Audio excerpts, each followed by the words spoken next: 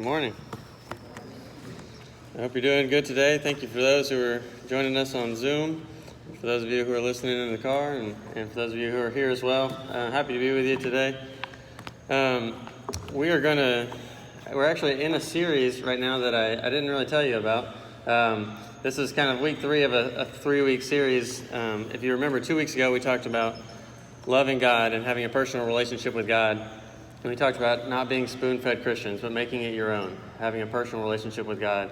And then last week we talked about loving others and the importance that it is that we go out into the world and that we love other people. And then today we're going to talk about the Great Commission, which is to make disciples. And so if I were to title the series, this would be talking about the greats, the 2 greatest commandments, and then today we're going to talk about the Great Commission. So if you want to turn to Matthew chapter 28, that's where you can find the Great Commission.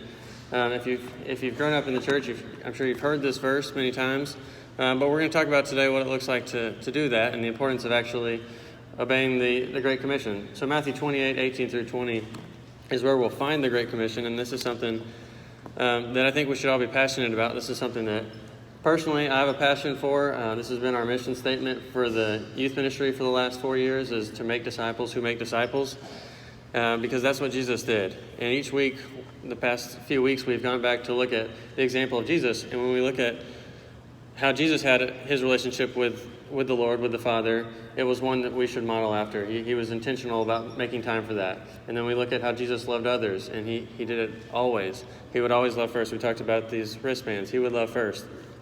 And so today, as we talk about making disciples, let's consider the example of Jesus as well. And we know that he had his disciples. So if you're there, Matthew 28, 18 through 20, this is what the Great Commission is. Jesus said, "All authority in heaven and on earth has been given to me. Therefore, go and make disciples of all nations, baptizing them in the name of the Father and of the Son and of the Holy Spirit, teaching them to obey everything that I have commanded you. And surely I am with you always to the very end of the age." That is the Great Commission. That's what we've been called to do. But what I want to talk about today is the Good Commission. This is what I think the church, a lot of Christians, we have done. We've taken the Great Commission and we've downgraded it to the Good Commission. Here's how I think that would be interpreted. Jesus said, "Therefore, go and make church members of all nations, or church attendees of all nations, baptizing them in the name of the Father, of the Son, and the Holy Spirit, and teaching them to obey most of what I've commanded you. And surely I will be with you to the very end of the age." See, the difference is, the Great Commission, Jesus said, go and make disciples of all nations. But what I think we have done is we've taken that word disciple out and we've replaced that with church attenders. And we've made church attenders the people who show up to church, and we're all about the numbers, and we want to make sure that we get the right people. And I know I've fallen victim to this as well. I want to get teenagers to the youth group. I just want to get people there, and I want to build our numbers up, and we want to have a certain amount of people that go to church here. But we've replaced discipleship with membership. And we're worried about getting church attenders rather than making disciples, and that's a huge difference. And so today we're going to look at that difference of not just getting people here, not just telling people about God or inviting them to church, but making disciples. That changes everything. And so I've watched a lot of videos this week and prepared for this sermon, and a lot of pastors and preachers are saying that this is a problem, especially in America, but this is something that we're not focusing on enough. We're too worried about the conversions and not about the discipleship. And so we've got to focus on that. It's easy to have a conversion, and it's great. You know, if you've ever seen somebody get baptized, it's a beautiful moment to watch somebody go from death to life and give their life to the Lord. That's one of the greatest things that we can ever experience. But that's not the commission. The commission is to make disciples. And so we got to make sure that we're focused on that. And one of the videos that I watched is by a guy named Francis Chan. You may be familiar with him. He wrote a book called Crazy Love. And he was a preacher out in California for a long time, started a church and built it up to thousands of people. And then he kind of was convicted that maybe that's not what God's calling him to right now. God is convicting him to make disciples. Sure, he'll preach to the masses and he'll give these great messages and sermons, but God is calling him to discipleship. And one of the things that he says in one of his videos is that Satan will do anything to keep us from making disciples. Satan is probably pleased with us coming to church and hearing a message and going home the same. Satan will get us to read our Bibles and not do anything with it. Satan is probably okay with us studying or getting ready for a sermon or coming to church or doing VBS or all these things that we do that are good things, of course, as Christians. but it's not making disciples, because Satan knows that that's what will change the world. And so I love the way that he words that, is that Satan will get us to do anything other than make disciples, because he knows that making disciples is what's going to change the world. So let's talk about that today. Do you think Jesus was strategic when he was here on this earth? I think what he did was very intentional. How many disciples did Jesus have? He had 12 disciples, and he poured into them, right? Jesus, like Francis Chan, he had times where he spoke to the masses, and he did miracles, and he fed thousands of people, and he did all these kinds of incredible things. But what did he also do? He poured into the lives of 12 people. He invested into them everywhere that he went. They walked alongside of him. He walked alongside of them. And everywhere that he went, he poured into those disciples to make sure that he was teaching them how to love other people, how to love God, and then how to tell others about God. And that's what he did. And so Jesus was so intentional with his strategy about doing this. And that's something that was already around at the time. Jesus did not invent the idea of discipleship, which being a disciple just means a follower or a learner. And in Jesus' time, they would have had rabbis already that had followers, that people would follow around them and listen to them. So Jesus didn't reinvent the wheel. He just took it and he made it the most effective ministry tool that anyone's ever had, because he poured into the lives of people who then took it and poured into other people's lives. So strategy is something that we're familiar with. Raise your hand if you like the game chess. You like to play the game chess or grew up playing it? I still don't know how to play chess. I've been taught a couple times, and I forget every time. I know that the horse, you can go up 2 and over 1, and I know the pawns, you can go up 1 or 2 at the beginning, and that's about it. So I don't know a lot of the strategy, and that's why, to my knowledge, I've never won a game of chess, because I don't know how to. I know the objective, but I don't know how to get there. And so sometimes I'll just make a move that I hope is the right move, or hope is something effective, and then the opponent that I'm playing clearly knocks my piece out, and I realize that they know what they're doing. That's one of those games that you've got to have strategy to win. You can make some good moves, and you can get lucky here or there, but really those who have the right strategy are the ones who are going to win. Those who understand how it works, those are the ones who are going to win. If you like sports, you know that there's all kinds of strategy in sports. Depending on the team that you're playing, might determine how you're going to match up against them. I'm a Miami Heat fan, and if you're following the NBA Finals right now, it's not looking good for us. We lost the first 2 games, but they're trying different strategies. They're trying to figure out how to guard the other team. How do you guard the Lakers? And the Lakers are trying to figure out how to guard the Heat. And in football and all kinds of other sports, you match up differently depending on what you're up against. And so strategy is so important, and we understand that. But so did Jesus. Jesus took 12 ordinary people like you and I hope you find encouragement in this today, that Jesus changed the world with 12 people like you and me. He took ordinary, unschooled people that were just living their lives, and he took them, he invested in them, and then they changed the world through that. And so Jesus realized what he was doing. He was intentional about what he did, not just making random choices. And so as I talked to my dad about this sermon, one of the things that he mentioned to me is good is the enemy of great. And I think in our church, a lot of times we settle for good, the good commission, like I mentioned earlier, not the great commission. The reason good is the enemy of great is because we can be okay with doing stuff that's not making disciples. We can be okay with not doing the most important things because we check off the list that we came to church, or we did what we were supposed to, and we're a good person, and we have a Bible study every now and then, or we pray every so often for our meals and stuff like that. But good is the enemy of great, and I want to challenge today that we are settling for good things that go with following Jesus, and we're not doing the great things. The Great Commission is to make disciples, not to make conversions or to make church attendees. And so Jesus knew what he was doing before he left earth. After he had risen from the dead, he gave this Great Commission to the disciples because Jesus realized, I'm about to leave. I'm about to leave this earth, and I need someone to carry out this mission. And so Jesus put it into their hands. And every one of us here today, everyone listening, is going to leave this earth at some point. We don't want to think about that, and it can be sad news, but the truth is one day we'll leave this earth. And are we leaving the mission of Jesus behind when we leave? Is it going to stop when we die? Or are we leaving it in the hands of others who are going to pass it on as we leave? Are you discipling someone in your life? Is there someone, it may be your children or your grandkids or your neighbor or a stranger, but am I discipling anyone right now? If I died today, would anyone carry this message on? when you die, are there people that you know that are going to continue to making disciples because you've passed that on to them? We'll talk about that in a minute. So let me pause and ask you a would you rather question. I love would you rather questions. As a youth minister, I get to ask them a lot because teenagers love them as well. And some of you may have heard this one before, but I want to get your response on this, and so you get to raise your hand in a second here. But the would you rather question is, would you rather have $1 million today, you get it right now, or you can have 1 penny that is doubled in its value every day for 30 days. So you can take $1 million today, or you can take a penny that doubles in value each day for 30 days. It would go to 2 cents on the second day, and then 4 cents, and so on and so on.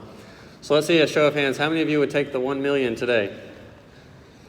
Okay, we got some people that are like, yeah, give me the money now. I'll go ahead and take that. That is fine. I don't blame you. That's $1 million today. That would be life-changing. How many of you would take the penny that doubles every day for 30 days? Okay, so you might have known the answer. The truth is, if you wait till the 30th day, it would have been the right decision to take the penny that doubles every day. Because by the 30th day, it would have been $5.3 million. And I was like, that can't be right. And I did the math, and I did it again and double-checked. Mr. Joe Jones, you can check me on this, see if that's right. But by the 30th, I got a thumbs up there. By the 30th day, it had gotten to $5 million. So if you had taken the $1 million, you would have settled for 5 times less than what you could have gotten. And we'll talk about this in a second, because at some point, that $1 million would have been the right decision up until day 27. At day 27, you still would have had more money than the penny that was doubling, but then by the 28th day, you got more than $1 million, and then by the 29th day, you got way more than $1 million, and then by the 30th day, you had over $5 million. And so it's the difference between multiplication and addition. And a lot of times in the church, we settle for addition, which is you invite somebody to church, we get them here to church, and then that's all that there is they're here at church. But the difference, multiplication, is you invite somebody here to church, we disciple that person, and that person becomes a disciple, and then that person can go out and invite more people to church who become a disciple. And it's not all about getting them to church. That's not the goal. The goal is to get them to be a disciple. And so it may start by inviting them to your house, or it may start by inviting them to a small group or to lunch or whatever, and it may be getting them here to church. But the goal is to make disciples, and that has a huge impact. So I don't know how many of you are math people. I know we've got some in the room, but there's some statistics that I read on this. And when I preached a couple years ago about making disciples, I mentioned some of these statistics that I went back and watched this video again this week, and it just blew me away. If you were to imagine one evangelist in this world, we'll call him Paul, like Paul from the Bible. If Paul, we took one person and he evangelized and converted 1,000 people per day, for every day since let's say he was 10 years old when he started doing this, and he evangelized and converted 1,000 people per day, do you know how long it would take him, or how old he would be by the time he reached the entire world in a frozen population? If you were to freeze the population as it is, he would be 15,010 years old by the time that he reached the whole world. It would take over 15,000 years for one person to convert the whole world for Jesus, even if they were reaching 1,000 people per day. Isn't that crazy? You take one person and convert 1,000 people a day, even in a frozen population, and it would take them 15,000 years just to reach that population. But instead, if you were to take one person, we'll call him Paul again, and Paul were to disciple someone else, one person per year, and they took a whole year to disciple one other person, to the point where that person, after year 1, was able to go and make another disciple and spend a whole year making a disciple, and then Paul would split off and make his second disciple in year 2. If that process continued without being broken, and each disciple after 1 year makes another disciple after another year, and then splits off and finds someone new and makes a new disciple, just starting with one, the entire world, even at a growing population rate that it is right now, would be reached for Jesus in less than 37 years. Isn't that crazy? I mean, it took me some time to fathom those numbers. You could go out, and some of you have invited a lot of people to church and have made a huge impact on people in your life, but even if you did 1,000 a day, it would take you 15,000 years to reach the population, and by then the population will keep growing and we'll never get there. But if just starting with one person. You took a whole year to disciple one person in your life, and then that disciple was ready to do that process again with someone else. We could reach the entire population of the world in less than 37 years for Jesus. That's insane. And we could have a head start today if we start with 100 or 200 people, and we start focusing on that right now. And I know there are other churches in the world that are focusing on discipleship. To me, that is so encouraging to know that in the church, in some of our lifetimes, we could see the entire world be reached for Jesus. In your children's lifetime, in your grandkids' lifetime, the whole world could be reached for Jesus if we take discipleship seriously. I think Jesus knew what he was doing. I don't know what kind of math classes he took when he was growing up. Probably not the same ones that we did. But he understood that multiplication was better than addition. And so Jesus was extremely effective with sending out the 12 to go and change the world. And I think that's what he's calling us to do today. So in James chapter 1, you can turn there if you want to. I'm just going to reference it. But this was the verse that John read earlier today. In James chapter 1, verse 22, it talks about not just being a listener, but being a doer of the word. Don't just listen to the words, but actually do it. And so if you've grown up around the church, you've heard the Great Commission before, but it only means so much if we just hear it. It means way more if we actually do it. And even if you hadn't heard that before, you've heard it today. You know that Jesus is calling us to make disciples. And so there's a huge difference between just hearing those words and just doing those words. And Francis Chan, that I mentioned to you earlier, he tells this funny story about his daughter, and it goes along the lines of this discipleship. He said, what if I were to go to my daughter and say, hey, Rachel, go clean your room. And she goes away, and 2 hours later she comes back and she says, Dad, I memorized exactly what you said. You said, hey, Rachel, go clean your room. That's not the point. She said, yeah, well, I know how to say it in Greek too. That wasn't the point. She said, no, I'm gonna invite some of my friends over, and we're gonna have a study on what it would look like if I cleaned my room. He's like, no, she knows better. The point was not to memorize it. The point was not to quote it in Greek. The point was not to invite people over and have a study about what it would look like if we did it. The point was, I wanted you to clean your room. I wanted you to actually do it. And Francis Chan's point was, we're all going to face God at some point. And are we going to be there and say, God, I know the Great Commission. I can say it back to you. I memorized it. And I know it in Greek, or I know how to say it in another language, or I know all about it, and I know what we should have done. No, he's going to say, did you do it? He's going to want to know, where are you making disciples? Not how many of you can memorize it or quote it back to me. So the point is, we've got to make sure that we're doing this. And every one of you has a role in this. And it may look different than somebody else, which we'll talk about in a second. But we all have a part to play in this. And as we invite people into church and we invite people into our lives, we've got to disciple them as we go. And that's going to change people's lives, and it should change ours as well. And so as Francis Chan was talking about his daughter, it made me think, maybe that's where discipleship needs to start, is in the family. Think about your family. Have you been discipled by your parents or by your guardians? Are you discipling your kids, your grandkids? We've all got family somewhere, cousins, friends, people that are close to us in our lives, but maybe it starts in the family. Think about the impact that you're having on your kids, or that your parents had on you. Did they disciple you? Did they turn you into a disciple, or teach you how to obey God and to follow Jesus in everything that you do? And are you passing that on to others? I think it should probably start with the family for those of us who are here, but it definitely doesn't end there. We've got to go outside of the church, and we've got to love other people where they are. And so discipleship is something that is got to be taken seriously by all of us. And if we start within the church, that's going to model that for other people.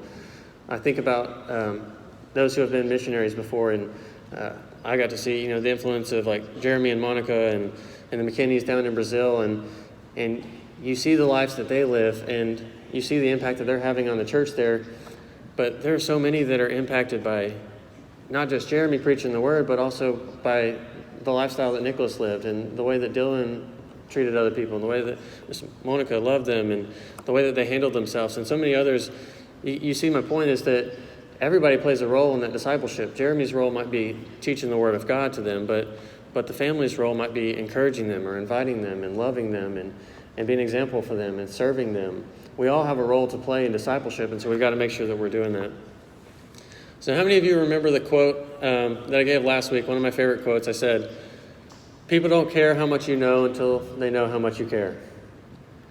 It's one of my favorite quotes because I think it's so true. People in our world, in our lives, they really, a lot of people don't care how much you know, how much scripture you've memorized, or if you can say the Great Commission back to them and you can tell them what John 3:16 says and you can quote some other things. They don't care about that until they know that you care about them. And so I want to challenge you the same thing I challenged you last week. As you go and love other people, live that example to them so that they can see your life has changed by Jesus, and then maybe they'll be interested in knowing more about it. In Acts 4:13, it talks about the disciples, and it says that they were ordinary, unschooled men, but because of their boldness and their courage, they could tell that they had been changed, and they could tell that they had been with Jesus. Can people tell in your life, can people tell when they look at my life that I've been with Jesus? Can they look at your life and see that something's different? If so, then that might open the door for you to tell them why you live that way and what's important to you. So as we kind of wrap up here today, I want to give you some simple steps that you can recreate. This is an easy way to remember, how do I make disciples? What do I do with this? How do I go home and make this happen? Or how do I go out into the world and make this happen? I'll give you 3 steps that these are not my own, but these are simple steps to borrow.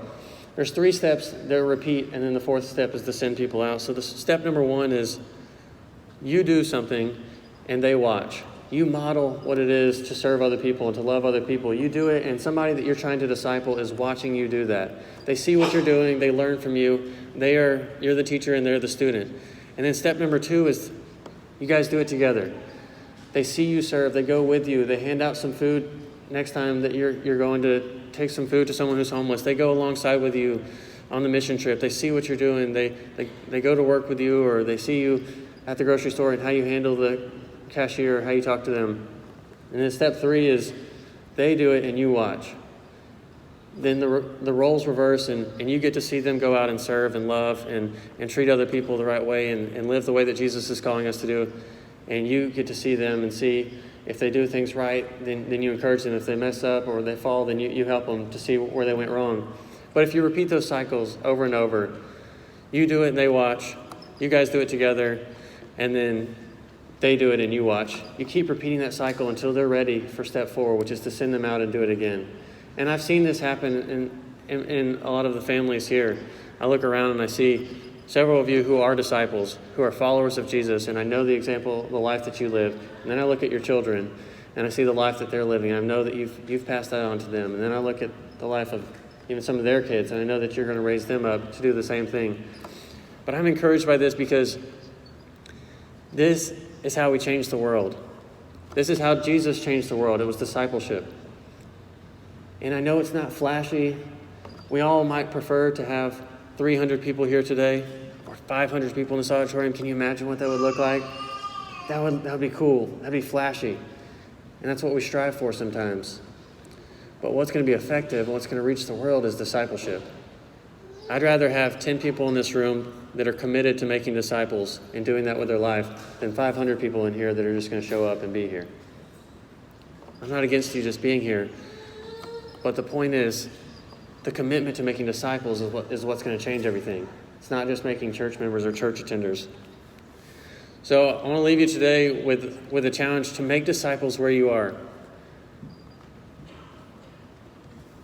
Every one of you listening or here today, you have a different circle of influence than anyone else in the room.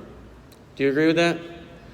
You're going to see different people, go to different restaurants, to different grocery stores, to different gas stations. You work at different places. Some of you are in different schools, different sports teams. Every single one of you listening, you have a different circle of influence than anyone else in this room. So God is calling you to make disciples where you are. Not everyone's going to be a missionary. Not everyone's going to be a preacher. Not everyone's going to go to the other side of the world to make disciples. And I think that's by design. We're outreach in the world, and we're doing the best that we can with that, but also right here in Jolton and in Pleasant View and in White House and Springfield and Greenbrier, wherever you live, people need to be discipled. And it's a problem that we have in the church right now, but the good news is you're part of the solution. If every one of us takes this seriously, this is how we change the world. So I'll leave you with that. I pray that you are making disciples where you are today. I know some of you have done that. And your role might be bringing them into the church, and I'll give a message, or Jeremy or Joe or Kevin or somebody will preach a message to them But you can play a role by encouraging them, inviting them, loving them, writing them a note, serving them. Whatever it is, we are on the same team. And so often in church we feel like we've got to be doing it all on our own, or we feel this burden of everyone's got to do everything. But that's not the case. We are all on the same team, and the mission should be the same together, that we're trying to make disciples.